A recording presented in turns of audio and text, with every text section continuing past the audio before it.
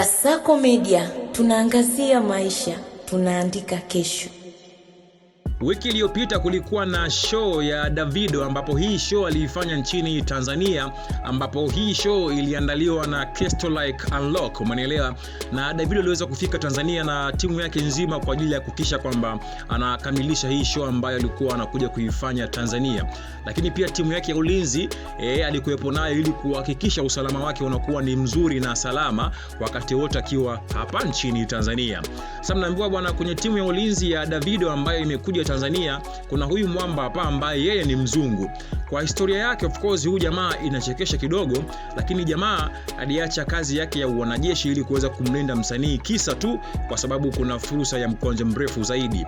Mnaambiwa kwamba jamaa alikuwa ni mwanajeshi wa British Army ambaye alikuwa ni askari wa miguu aliyebobea zaidi kuruka na parachuti. Yaani jeshi likifanya misheni zake, yeye na timu yake huwa wanatupwa msituni ama jangwani, alafu wao wanakuwa wanashuka na parachuti. Sijui umenielewa? Kwa wale wanangu ambao mlikuwa mshazoea kuangalia movie za kivita, mnaelewa, mtakuwa mnaelewa nini maana ya parachuti kwenye sehemu za vita na kama hizo.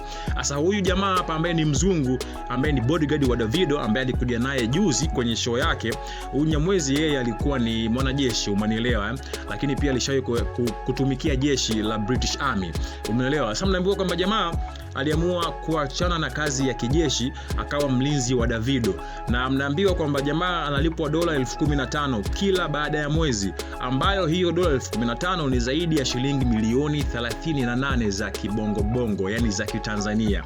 Sijui umenielewa? Jamaa kaacha kazi yake ya jeshi na mnaelewa, akaamua kuwa mlinzi wa Davido.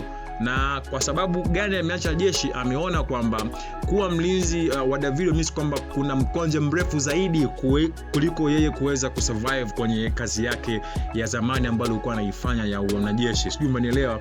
Na kwa mwezi jamaa alipwa $15,000 ambazo ni sawa na shilingi milioni 38 za kitanzania.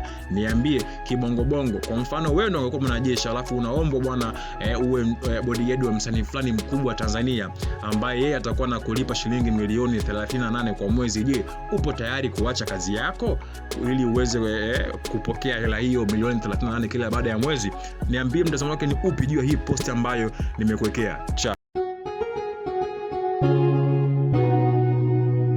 Kasako Media, tunaangazia maisha, tunaandika kesho.